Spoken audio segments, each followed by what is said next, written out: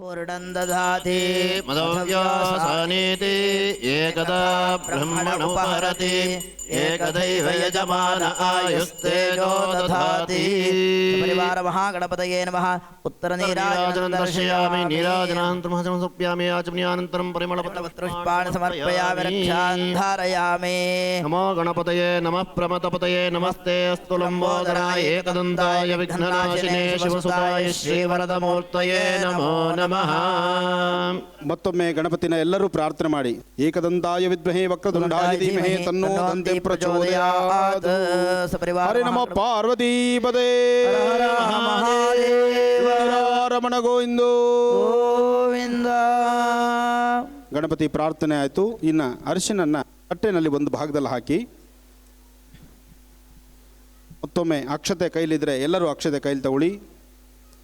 ಅಕಸ್ಮಾತ್ ಮನೆಯಿಂದ ತರಬೇಕಾದಂತಹ ಪೂಜಾ ಸಾಮಗ್ರಿಗಳು ತರಲಿಕ್ಕಾಗಲಿಲ್ಲ, ಅಯ್ಯೋ ಪಕ್ಕದವರು ಮಾಡ್ತಿದ್ದಾರೆ ನಾನು ಮಾಡಲಿಕ್ಕೆ ಆಗ್ತಾ ಇಲ್ವಲ್ಲ ಅಂತ ನೀವು ಅಂದುಕೊಂಡ್ರೆ ಅವರಿಗಿನ್ನ ಭಾಗ್ಯಶಾಲಿಗಳು ನೀವು ಆಗಿರ್ತೀರಿ.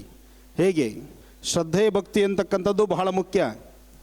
ಶ್ರದ್ಧಾಭಕ್ತಿಯಿಂದ ನೀವಿಲ್ಲಿ ಕೂತು ನೀವೇ ಸ್ವತಃ ಇಲ್ಲಿ ಸ್ವಾಮಿಗೆ ನೈವೇದ್ಯ ಮಾಡ್ತಿದ್ದೀರಿ, ಸ್ವಾಮಿನ ಪೂಜಿಸ್ತಿದ್ದೀರಿ, ಸ್ವಾಮಿಗೆ ಅಭಿಷೇಕವನ್ನು ಮಾಡ್ತಿದ್ದೀರಿ ಅನ್ನತಕ್ಕಂಥ ಮನಸ್ಸನ್ನು ದೃಢವಾಗಿ ಗಟ್ಟಿಯಾಗಿ ಇಟ್ಕೊಂಡು ಮಾನಸ ಪೂಜೆಯಲ್ಲಿ ನಾವು ಅನುಷ್ಠಾನ ಮಾಡಿದ್ರೆ ಸಾಮಗ್ರಿಗಳು ನೀವು ಪೂಜಾ ಸಾಮಗ್ರಿಗಳು ಏನು ಇಲ್ದಿದ್ರೂ ಪರವಾಗಿಲ್ಲ, ನೀವೇ ಸ್ವತಃ ಪೂಜೆ ಮಾಡಿದಷ್ಟು ಪುಣ್ಯ ನಿಮಗಾಗತ್ತೆ. ಇದಕ್ಕಾಗಿ ನೀವು ಮಾಡಬೇಕಾದ್ದೇನೆಂದರೆ ಶ್ರದ್ಧಾಭಕ್ತಿಯಿಂದ ಕೂತ್ಕೊಳ್ತಕ್ಕಂಥದ್ದು. ಸಂಸಾರ ಎಂಬತಕ್ಕಂಥ ಸಾಗರದಲ್ಲಿ ದಿನ ಬೆಳಗಾದರೆ 180 ಜಂಜಾಟ. ಆ ಜಂಜಾಟದಲ್ಲಿ ದಿನ ಬೆಳಗಾದರೆ ನಾವು ಮಾತಾಡ್ತಾನೆ ಇರ್ತೀವಿ, ಆದರೆ ಮಾತು ಮೌನವಾಗಿರಲಿ. ಚಂದ್ರ ಹೇಗೆ ಶಾಂತಿಯುತವಾಗಿದ್ದಾನೋ ಶಾಂತಿಕಾರಕನಾದಂತಹ ಚಂದ್ರ ಅನುಷ್ಠಾನಕ್ಕೆ ನಾವು ಸಹಿತ ಶಾಂತಿಯುತವಾಗಿ ನೆಮ್ಮದಿಯಾಗಿ ಕೂತ್ಕೊಳ್ಬೇಕು. ಅನುಷ್ಠಾನವನ್ನು ಶ್ರದ್ಧಾಭಕ್ತಿಯಾಗಿ ವೀಕ್ಷಣೆ ಮಾಡಬೇಕು. ಕೂತ್ಕೊಳ್ಳೋಣ. ಈಗ ಗುರುಗಳನ್ನು ಪ್ರಾರ್ಥನೆ ಮಾಡೋಣ. ಓಂ ಗುರು ಬ್ರಹ್ಮ ದೇವೋ ಮಹೇಶ್ವರ ಗುರು ಸಾಕ್ಷಾತ್ ಪರಬ್ರಹ್ಮ ತಸ್ಮೈ ಶ್ರೀ ಗುರವೇ ನಮಃ. ಭಾರತೀ ಕರುಣಾಪಾತ್ರಂ ಭಾರತೀ ಪದಭೂಷಣಂ ಭಾರತೀ ಪದಮಾರೂಢಂ ಭಾರತೀ ತೀರ್ಥಮಾಶ್ರಯೇ ವಿದ್ಯಾ ವಿನಯ ಸಂಪನ್ನಂ ವೇದರಾಗಂ ವಿವೇಕಿನಂ ವಂದೇ ವೇದಾಂತ ತತ್ವಜ್ಞಂ ವಿದುಷೇಖರ ಭಾರತೀ ಸದ್ಗುರು ಚರಣಾರವಿಂದಾಭ್ಯಾಂ ನಮಃ. ಅಯಂ ಮಹೋತಸ್ಸ ಮಹೋತೋ ಗುರು ಬ್ರಹ್ಮ ಗುರು ವಿಷ್ಣು ಗುರುದೇವೋ ಮಹೇಶ್ವರ ಗುರು ಸಾಕ್ಷಾತ್ ಪರಬ್ರಹ್ಮ ತಸ್ಮೈ ಶ್ರೀ ಗುರುವೇ ನಮಃ. ಗುರುವೇ ಸರ್ವಲೋಕಾನಾಂ ವಿಷಜೇ ಭವರೋಗಿಣಾಂ ನಿಧಯೇ ಸರ್ವವಿದ್ಯಾನಾಂ ಶ್ರೀ ದಕ್ಷಿಣಾಮೂರ್ತಯೇ ನಮಃ. ಚಂದ್ರಶೇಖರಾಯ ನಮಃ. ಓಂ ತದೇವ ಲಗ್ನಂ ಸುದಿನಂದದೇವ ತಾರಾಬಲಂ ಚಂದ್ರಬಲಂ ತದೇವ ವಿದ್ಯಾಬಲಂ ದೈವಬಲಂ ತದೇವ ಲಕ್ಷ್ಮೀಪತೆ ತ್ರಿವೇದಂ ಸ್ಮರಾಮಿ. ಆಗಮಾರ್ಥಂ ತು ದೇವಾನಾಂ ಗಮನಾರ್ಥಂ ತನಃ ಕುರುವೇ ಗಂಠಾರವಂ ತತ್ರ ದೇವತಾಹ್ವಾನಲಾಂಛನಂ ಇತಿ ಗಂಠಾನಾದಂ ಕೃತ್ವಾ ಅಪಸರ್ಪಂತು ಯೇ ಭೂತಾ ಭೂಮಿ ಸಂಸ್ಥಿತಾಃ ಯೇ ಭೂತಾ ವಿಘ್ನಕರ್ತಾರಸ್ತೆ ರಕ್ಷಂತು ಶಿವಾಜ್ಞೆಯ. ಇದಿಲ್ಲ ಅವರಿಗೆ ಏನಿಲ್ಲ ಅಂತ ಹೇಳಿದ ನಂತರ ಅದರದ್ದು ಪ್ರೊಟೆಕ್ಷನ್ ಇಂಜೆಕ್ಷನ್ ಎಲ್ಲ ಕೊಟ್ಟಿದೆ.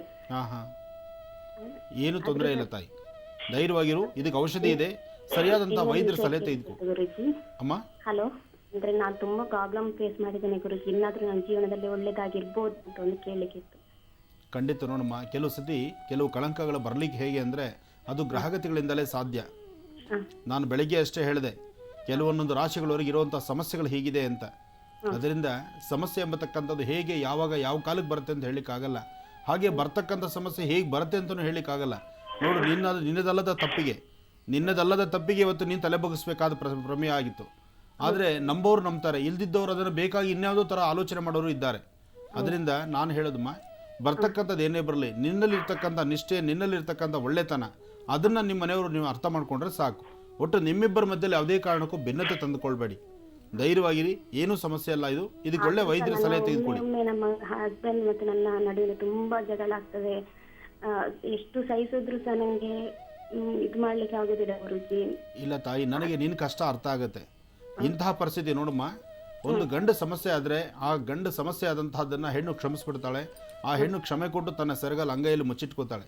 ಅದೇ ಹೆಣ್ಣಿನ ಸಮಸ್ಯೆ ಅಂದಾಗ ಗಂಡಿನ ಮನಸ್ಥಿತಿ ಅರ್ಥ ಮಾಡ್ಕೊಳ್ಳೋ ರೀತಿನೇ ಬೇರೆ ಬೇರೆ ಥರ ಆಗೋಗ್ಬಿಟ್ಟಿರುತ್ತೆ.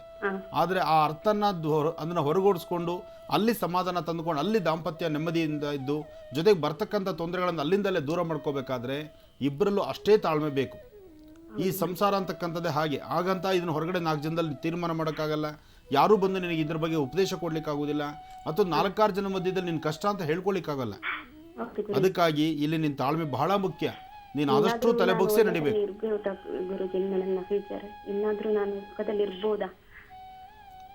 ತಾಯಿ ಮತ್ತೊಮ್ಮೆ ಹೇಳಮ್ಮ.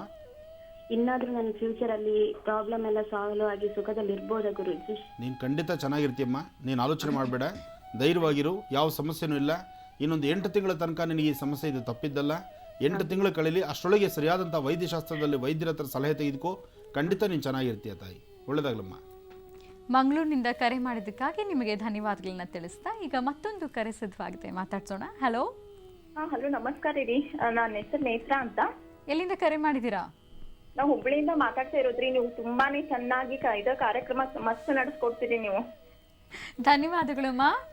ನಿಮ್ಗೂ ಕೂಡ ತುಂಬಾ ತುಂಬಾ ಥ್ಯಾಂಕ್ಸ್. ಚೆನ್ನಾಗಿ ನೀವು ಕಾರ್ಯಕ್ರಮವನ್ನು ನಡೆಸ್ಕೊಡ್ತೀರಿ. ಥ್ಯಾಂಕ್ ಯು, ಧನ್ಯವಾದಗಳು ತುಂಬಾ. ಯಾರ ಬಗ್ಗೆ ಮಾತಾಡ್ಬೇಕಿತ್ತು? ಖಂಡಿತ ಮಾತಾಡಿ. ಯಾರ ಬಗ್ಗೆ ಮಾತಾಡ್ಬೇಕಿತ್ತು? ಅದೇ ನನ್ನ ಬಗ್ಗೆ ಮತ್ತೆ ನಮ್ಮ ಮನೆಯವ್ರ ಬಗ್ಗೆ ಮಾತಾಡ್ಬೇಕಿತ್ತೆ. ಮಾತಾಡಿ. ಹಲೋ. ಹಲೋ ಗುರುಜಿ, ನಿಮ್ಗೆ ಕೋಟಿ ಕೋಟಿ ನಮಸ್ಕಾರ ಗುರುಜಿ. ನಿಮ್ಗೆ ನನ್ಗೆ ಖುಷಿಯಲ್ಲಿ ಏನ್ ಮಾತಾಡ್ಬೇಕಂತ ಬರ್ತಾ ಇಲ್ಲ ರೀ. ಕೋಟಿ ಎಲ್ಲ ನನಗಿರ್ಲಿ, ಪ್ರೀತಿ ವಿಶ್ವಾಸ ಎಲ್ಲ ಲಕ್ಷ್ಮಿಗಿರ್ಲಿ. ನಿಮ್ಗೆ ತುಂಬಾ ವಿಶ್ವಾಸ ಇದೆ ನೋಡ್ರಿ ಗುರುಜಿ. ನನ್ ಎಷ್ಟು ಖುಷಿ ಆಗ್ತಾ ಇದೆ ರೀ. ನಿಮ್ಮ ಹತ್ರ ಮಾತಾಡ್ಬೇಕಂತ ಎಷ್ಟು ದಿನ ಟ್ರೈ ಮಾಡಿದ್ದೆ ಗುರುಗಳೇ ನಾನು. ಹೇಳಮ್ಮ, ಮಾತಾಡುತ್ತಾ. ಅದೇ ನಮ್ಮ ಮನೆಯವ್ರದ್ದು ನಂದು ವೃಶ್ಚಿಕ ರಾಶಿ ಗುರುಜಿ. ಏನಾದ್ರೂ ಮಾತಲ್ಲಿ ತುಂಬಾ ಜಗಳ, ಏನ್ ವಿಶ್ವಾಸನೇ ಇಟ್ಟಿಲ್ಲ ಗುರುಗಳೇ. ನೋಡಮ್ಮ ಮಗು, ವೃಶ್ಚಿಕ ರಾಶಿ ಅಂದಾಗ ಸಮಸ್ಯೆ ಎಂಬತಕ್ಕಂಥದ್ದು ಅಲ್ಲೇ ಇದೆ ಅನ್ನೋದು ಎಲ್ಲರಿಗೂ ಗೊತ್ತಾದಂಥ ವಿಚಾರ. ಹಾಗೆ ಇಂತಹ ಪರಿಸ್ಥಿತಿಯಲ್ಲಿದ್ದಾಗ ಯಾರೋ ಒಬ್ರು ಸೋಲ್ಲೇಬೇಕು. ನಿನ್ನ ಮನಸ್ಸಲ್ಲಿ ಪ್ರತಿ ಕ್ಷಣ ಕೆಲವೊಮ್ಮೆ ಏನಂದ್ರೆ ನಾವು ಮಾಡದಿರ್ತಕ್ಕಂಥ ತಪ್ಪು, ನಾನು ತಪ್ಪು ಮಾಡಿದ್ದೀನಿ ಅಂತ ನಮ್ಮೊಳಗೆ ಒಂದ್ಸತಿ ನಮಗೆ ನೋವು ಕೊಡ್ತಾ ಇರುತ್ತೆ. ಹಾಗೆ ಆ ತಪ್ಪನ್ನ ನಾವು ಹೇಗೆ ಆಚೆ ಬರಬೇಕು, ಆ ಸಮಸ್ಯೆಯಿಂದ ಹೊರಬೀಳುವಂಥ ಮಾರ್ಗನ ನಾವು ಮಾರ್ಗ ಹುಡುಕೊಳ್ಳೋದಕ್ಕಿಂತ ಇನ್ನೊಂದು ಸಮಸ್ಯೆ ಬೀಳೋಕ್ಕೆ ಹುಡುಕ್ತಾ ಇರ್ತೀವಿ ನಾವು. ಅದರಿಂದ ಇಲ್ಲಿ ನಿಮ್ಮಿಬ್ಬರ ಮನಸ್ಥಿತಿನೂ ನಗ್ನಗ್ತಾ ಇದ್ದಾಗ, ನೀವಿಬ್ಬರು ಚೆನ್ನಾಗಿದ್ದಾಗ ನೀವು ಮಾತಾಡ್ಕೊಳ್ಳಿ. ನಮ್ಮಿಬ್ಬರದು ವೃಶ್ಚಿಕ ರಾಶಿ ಅದರಿಂದ ನಾವಿಬ್ಬರು ಚೆನ್ನಾಗಿದ್ರು ಸಹಿತ ಎಲ್ಲೋ ಒಂದು ಕಡೆ ನೋವಿರುತ್ತೆ. ಅದರಿಂದ ನಾವಿಬ್ಬರು ಒಬ್ರಿಗೊಬ್ರು ತಾಳ್ಮೆ ತಂದ್ಕೋಬೇಕು. ಜೊತೆಗೆ ಆದಷ್ಟು ನಿಮಗೆ ಕೋಪ ಬಂದಾಗ ನಾನು ತಾಳ್ಮೆ ತಂದ್ಕೋಬೇಕು, ನನಗೆ ಕೋಪ ಬಂದಾಗ ನೀವು ಜಾಗನೇ ಬದಲಾಯಿಸ್ಬಿಡಿ ಅಂತ ನೀವಿಬ್ಬರು ಮಾತಾಡ್ಕೊಳ್ಳಿ. ಮಾತಾಡಿ ಸಮಾಧಾನಕ್ಕೆ ಬಂದರೆ ಮಾತ್ರ ಸಂಸಾರ ತಾಯಿ. ಮೊದಲೇ ಸಂಸಾರದಲ್ಲಿ ಹೇಳಮ್ಮ.